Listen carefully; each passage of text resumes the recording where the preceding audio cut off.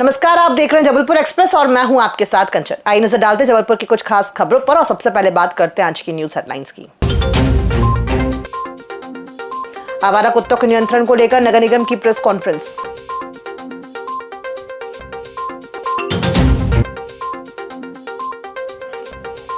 दूषित पेयजल की आशंका, नगर निगम से सतर्कता अभियान की मांग।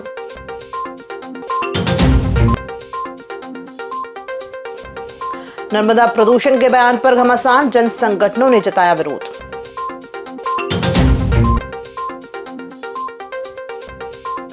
गो मोबाइल तलाश का जबलपुर पुलिस ने लौटाई नागरिकों की खुशी।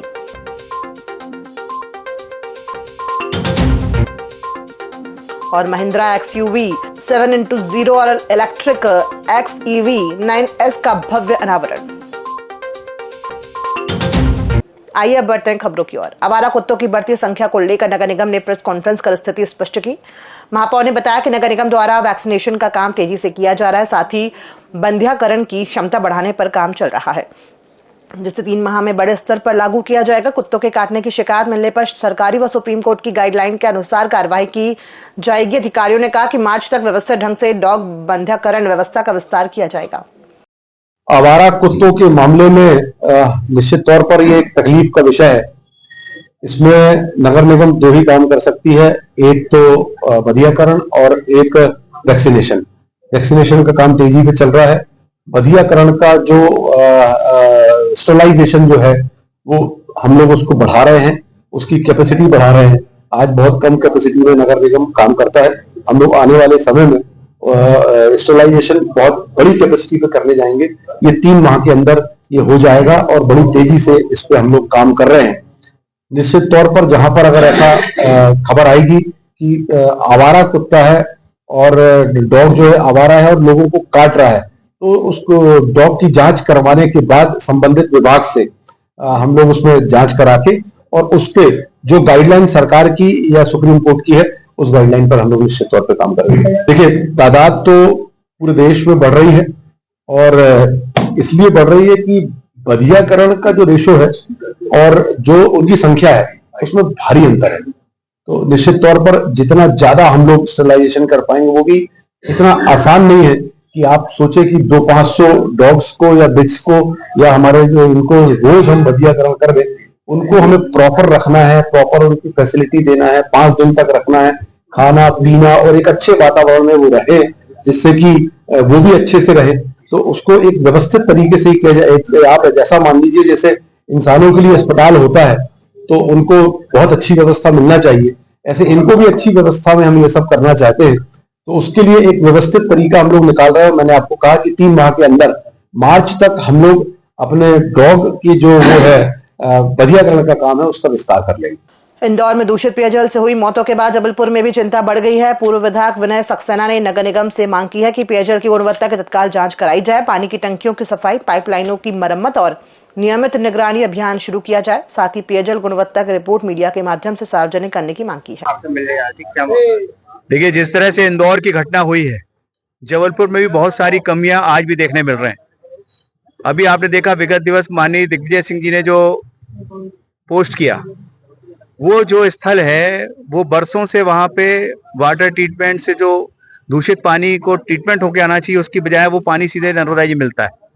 और उसका कारण है वो हम लोगों ने आज लिख के दिया है कि माननीय दिग्विजय सिंह जी ने पोस्ट किया है। उसको बहुत पहले हम लोग भी उस मुद्दों को उठा चुके थे और आज भी, लेकिन वो समस्या अगर बनी हुई तो कहीं ना कहीं मेंटेनेंस और साफ सफाई की कमी। दूसरी बात है, जबलपुर शहर में सीवरेज का जो आधा अधूरा काम पड़ा है और लोगों ने घरों से उसके कनेक्शन अपने जोड़ दिए। तो अगर उसकी जांच नहीं हुई तो किसी भी दिन ये जो गंदगी है वो पाइपलाइनों के माध्यम से घर तक पहुंच जाएगी और जिस तरह की बीमारी इंदौर में हुई है जबलपुर शहर में हो। इसी तरह से मध्य विधानसभा सहित हमारे पूर्व विधानसभा के भी जो हमारे कई हिस्से हैं, करिया पातर हो चाहे लाल माटी हो, उसी के साथ जो हमारे कई वार्ड है उनकी एक मैंने लिस्ट दी है कि जहाँ पे आज भी गंदा पानी मिल रहा है। 2 दिन के अंदर कमिश्नर महोदय को हमारे जितने भी पार्टी के हमारे साथी हैं वो लोग उनको पानी का सैंपल लाके और जमा कराएंगे। और ये भी मांग की गई है कि जो पानी आप टेस्ट करा रहे हो NABL मान्यता प्राप्त लैब से होना चाहिए। ऐसा ना हो कि कोई कहीं से भी टेस्ट कराए, अपनी फर्जी रिपोर्टिंग पेश कर दे और लोग खुश हो जाए और किसी दिन बड़ी घटना हो जाए। इन सब मुद्दों को लेके और भी जो कई मुद्दे थे हम लोगों ने आज उनको ज्ञापन ये सौंपा है और उनका कहना है कि आप लगातार, हम लोग भी इस पे काम कर रहे हैं। हम लोग पॉजिटिव सोच के साथ, कांग्रेस पार्टी चाहती है कि कोई भी घटना अगर होती है तो जबलपुर शहर की जनता के साथ हो, और ये कोई राजनीतिक रूप से नहीं, लेकिन जबलपुर शहर के हितों के लिए हम सब लोगों को मिलजुल के ऐसे निर्णय लेने चाहिए जिससे कोई भी घटना जबलपुर शहर में ना हो। इसके पहले आपको ध्यान है, बहुत पहले 27 लोगों की मौतें हुई थी इस गंदे पानी को पीने, जबलपुर शहर में वो घटना हुई थी। तो घटनाएं होती हैं, कुछ दिन तक उसकी बड़ी तेजी आती है, कुछ दिन तक ऐसा लगता है कि सब कुछ ठीक चल रहा है, फिर लापरवाही चालू। दूसरी बात ये भी हमने मांग की कि जिस तरह से अधिकारी जांच रिपोर्टें पेश कर रहे हैं, खुद की लैब का टेस्ट क्यों करा रहे हैं? एनएबीएल जो गवर्नमेंट के अप्रूव लैब है, चाहे वो पीएचई हो, चाहे पॉल्यूशन विभाग हो, वहां पे टेस्ट कराई जाए और उसकी रिपोर्टों को सार्वजनिक भी किया जाए। और पानी सिर्फ वाटर ट्रीटमेंट प्लांट का टेस्ट ना कराया जाए, जो अंतिम छोर तक पानी पहुंचता है घरों तक, उसका टेस्ट कराया जाए। दूसरी बात है, जो कुओं में, कई जगह कुओं से और बोरिंग का पानी का मिलान कर दिया गया और नगर निगम के अधिकारियों ने लोगों की, जनता की मांग पे किया है, कई पार्षदों ने करा दिया, लेकिन क्या वो पानी पीने लायक है? क्या वो बोरिंग का पानी पीने लायक है और कुएं का पानी जो मिलान है वो पीने लायक है? इसकी भी जांच तत्काल कराएं, नहीं तो उससे भी किसी दिन कोई ना कोई बड़ी घटना हो सकती है। जबलपुर में नर्मदा नदी को लेकर दिए गए पूर्व मुख्यमंत्री दिग्विजय सिंह के बयान पर जन संगठनों ने कड़ा ऐतराज जताया है। जन संगठनों ने महापौर जगत बहादुर सिंह से मुलाकात कर बताया कि एनजीटी के आदेश अनुसार जबलपुर व भेड़ाघाट में सीवेज ट्रीटमेंट प्लांट 100% क्षमता से कार्यरत है। उन्होंने आरोप लगाया कि गलत बयान से शहर की छवि धूमिल हुई है और नागरिकों में भ्रम व घबराहट फैली है। जन संगठनों ने बयान वापस लेने की मांग करते हुए कहा कि ऐसा न होने पर मानहानि का दावा दायर किया जाएगा। और दो तीन विषयों को लेके वो आए थे। एक विषय तो उनका ये है कि जो पूर्व मुख्यमंत्री जी ने ट्वीट किया था, उसमें उन लोगों को ऐसा लगता है कि पूरा शहर आहत हुआ है और शहर को नीचे दिखाने का काम किया गया है। ये नहीं किया जाना था, क्योंकि जबलपुर इकलौता ऐसा शहर है मां नर्मदा के तट पे बसा जहां पर कि एसटीपी के प्लांट नाले पे लगाए गए हैं। हाईकोर्ट का उन्होंने हवाला दिया, उन्होंने एनजीटी का हवाला दिया कि जो उनके पास वहां की रिपोर्ट है और एनजीटी ने जो निर्णय किया था वो उसका उन्होंने हवाला दिया, वो वही बताएंगे उनका क्या कहना है। उनका कहना सीधा सीधा ये था कि जबलपुर से अच्छा स्वच्छ साफ पानी शहर के नागरिकों को कहीं और नहीं मिलता है और गंदे नाले साफ होकर जाते हैं मां नर्मदा में, इसके लिए भी वो इकलौता पूरा शहर है। तो वो एक बात थी। दूसरी बात उन्होंने गोहलपुर पुलिया के लिए की, वो काफी दिनों से इस मामले में वो लोग चर्चा कर रहे हैं। हम लोगों ने ये 8वां टेंडर है, इसको एक अलग तरीके का टेंडर अब बनाया है 3.5 करोड़ रुपए का, जो आज लगेगा। सिर्फ 15 दिन का टेंडर होगा। 1 माह के अंदर गोहलपुर पुलिया का कार्य शुरू हो जाएगा और आने वाले समय में लोगों को एक बड़ी परेशानी से निजात मिलेगी। टेक्निकली उसको अलग तरीके से, अब 7 टेंडर हम लोग कर चुके हैं, किसी ने टेंडर लिया नहीं था क्योंकि पाइपलाइन बहुत मोटी मोटी बड़ी है, तो एक अलग प्रक्रिया से हम लोगों ने उस टेंडर की तैयारी की है और वो हो जाएगा। उन्होंने एक प्रदूषण बोर्ड की जो चिट्ठी थी कि मकर संक्रांति में और नर्मदा जयंती में लोग बहुत गंदगी करते हैं, तो नगर निगम उस पर पहले से ही एक्शन ले, पन्नी को इस्तेमाल ना होने दे और सफाई व्यवस्था जैसा हर वर्ष करते हैं वैसी व्यवस्था हो जाए। वैसी व्यवस्था हम लोग निश्चित तौर पर करेंगे। और एक नगर निगम सीमा के बाहर भी जहां पर डेयरियां हैं या गोबर का पानी, अगर हमारी जो दूसरी नदियां हैं, छोटी नदियां हैं, परियट या दूसरी नदियों में जो वहां पर गोबर आता है, तो वो उन स्थितियों के लिए कलेक्टर महोदय और आयुक्त महोदय से बात करके नगर निगम सीमा के बाहर भी है तो उस पर ध्यान दिया जाए और चलकर ये देखा जाए कि क्या स्थितियां हैं और कैसे हम डेयरियों को दूर कर सकते हैं। देखिए क्या है कि कल माननीय दिग्विजय साहब ने एक बहुत ही गलत स्टेटमेंट दिया है। पूर्व मुख्यमंत्री के नाते उन्होंने ऐसा स्टेटमेंट देना नहीं था। उनका कहना यह था कि यहाँ पर कोई एसटीपी लगी नहीं। ये गलत है। मैंने एक जनहित याचिका नेशनल ग्रीन ट्रिब्यूनल में दायर की थी और उसका निर्णय 2 दिसंबर 2024 को आया है। इसमें स्पष्ट लिखा है कि जबलपुर में और भेड़ाघाट में 100% एसटीपी लगी है और वो काम कर रहे हैं। उसका आदेश मेरे पास है।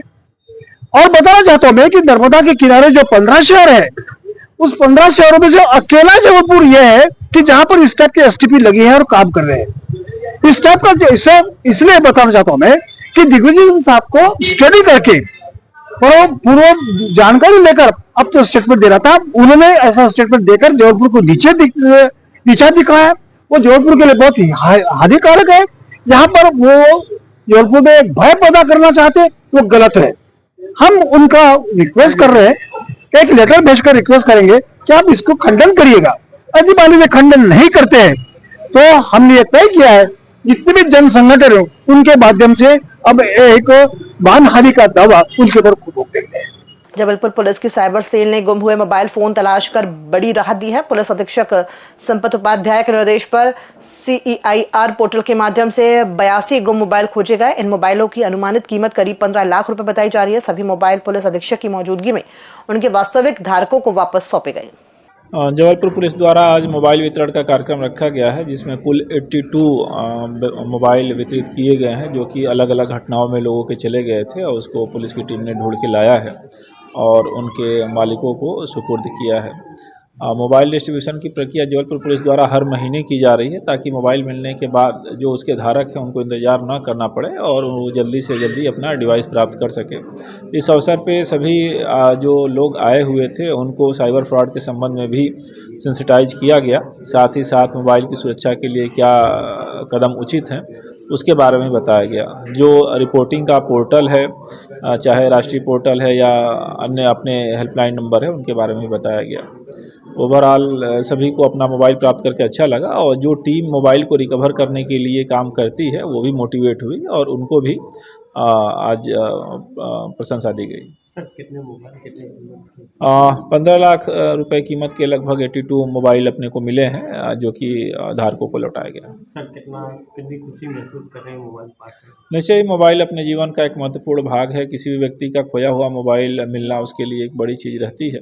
कई बार अपने उनका जो मासिक वेतन है उससे भी ज़्यादा कीमत का मोबाइल रहता है। ऐसी स्थिति में वो मोबाइल पाके सभी लोग निश्चय ही प्रसन्न हुए। हाँ, साइबर जागरूकता के लिए और डिजिटल दुनिया में कैसे सावधानी रखी जाए, इसके लिए भी हमारी टीम और अधिकारियों ने सभी को संवेदनशील किया है। जबलपुर में महिंद्रा एंड महिंद्रा ने अपने अधिकृत डीलर स्टार ऑटोमोबाइल्स के माध्यम से XUV 700 और इलेक्ट्रिक SEV 9S का भव्य अनावरण किया। ITC होटल में आयोजित समारोह में महिंद्रा के अत्याधुनिक तकनीकी सेफ्टी फीचर्स और फ्यूचर मोबिलिटी विजन को प्रस्तुत किया गया है। लॉन्च से पहले ही दोनों वाहनों को जबरदस्त प्रतिक्रिया मिली और 100 से अधिक प्री बुकिंग दर्ज की गई है। कार्यक्रम में जबलपुर महापौर जगत बहादुर अनुज सिंह विशेष रूप से उपस्थित रहे। XUV 7X तो जैसा आज हम सब ने देखा कि लॉन्च हुआ है। XUV 7X में ऑलरेडी बहुत ही यूनिक फीचर्स हैं। ट्रिपल स्क्रीन के साथ इसमें डिजिटल इंस्ट्रूमेंट क्लस्टर दिया हुआ है and level 2 ADAS advance 13 features के साथ दिया गया है। पैनोरामिक सनरूफ और इसमें डुअल बैरल जो आगे हेडलाइट्स हैं वो दी गई हैं और गाड़ी में काफी एलेक्सा को चैट GPT के साथ इनबिल्ट किया है। तो इसमें टेक्नोलॉजी के साथ इसको काफी, अगर आप रियल लाइफ एक्सपीरियंस लेना चाहते हैं, this is something very unique vehicle. Performance के बारे में अगर बात करूं, परफॉर्मेंस की अगर मैं बात करता हूँ, ये हमारे पास XUV 7X से पहले 2021 में लॉन्च हुआ था। 3 लाख से ज्यादा गाड़ी हम रोड पे अभी बेच चुके हैं। इसका जो स्टार्टिंग प्राइस है वो 13 लाख 60,000 इसके बेस वेरिएंट का प्राइस है। अभी जो इस मॉडल जो XUV 7X में AX7, AX7T, AX7L वेरिएंट की बुकिंग 14 जनवरी से ओपन हो रही है। XUV 7X और XUV 9S 2 गाड़ियों की महिंद्रा की आज लॉन्चिंग हुई। बेहतरीन गाड़ियां हैं। अगर प्राइस की बात करें, टेक्नोलॉजी की बात करें, चाहे अपन अपीयरेंस की बात करें और स्पेस की बात करें, ग्राउंड क्लियरेंस की बात करें, बहुत शानदार गाड़ी है। निश्चित तौर पर महिंद्रा अच्छे प्रोडक्ट्स बना रहा है और उसके साथ साथ जो हमारे स्टार ऑटोमोबाइल्स वाले हैं वो उनकी सर्विसेज, उनकी हॉस्पिटलिटी और सारा कुछ बहुत अच्छा है। ये कॉम्बिनेशन मिलकर ये गाड़ियों को बहुत बढ़ावा मिल रहा है और इनकी सेल बहुत अच्छी आ रही है। काम के अधिकार और मनरेगा की वैधानिक गारंटी की रक्षा हेतु कांग्रेस द्वारा मनरेगा बचाओ संग्राम का राष्ट्रव्यापी शुभारंभ किया गया। कांग्रेस कार्य समिति ने 27 दिसंबर की बैठक में सर्वसम्मति से इस जन आंदोलन का निर्णय लिया। आरोप है कि नई VB रामजी अधिनियम से रोजगार की कानूनी गारंटी, ग्राम सभाओं की भूमिका और मजदूरी सुरक्षा कमजोर हो रही है। 11 जनवरी को जिला व ब्लॉक मुख्यालयों पर महात्मा गांधी व डॉक्टर अम्बेडकर की प्रतिमाओं के समक्ष 1 दिवसीय उपवास रखा जाएगा।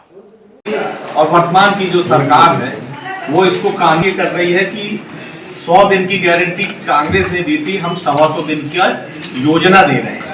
किया जा रहा है पिछले वित्तीय वर्ष 2024-25 में भारतीय जनता पार्टी की सरकार चलते 41 से 42 दिन का बस रोजगार मिला था, तो आप सैकड़ों अस्पताल में हैं, हजारों बीमार हैं। इसको लेके 11 तारीख को प्रदेश व्यापी आंदोलन हो रहा है। इन दोनों विषय पर बात रखने के लिए आज हम दोनों, जब कांग्रेस ने शुरू किया था, सड़क निर्माण है, खेत खलिहान की मेलबंधन है, ये सब करते रहे, तो उसको अधिकार था कि सरकार थी तो भारतीय जनता पार्टी की कोशिश थी कि इस कानून को खत्म किया जाए। इसके तहत 5 से 6 करोड़ लोगों को गारंटी योजना, जो कोविड के समय संजीवनी साबित हुई, लोगों को रोजगार काम दिया गया था, और ये 12 महीने के थे।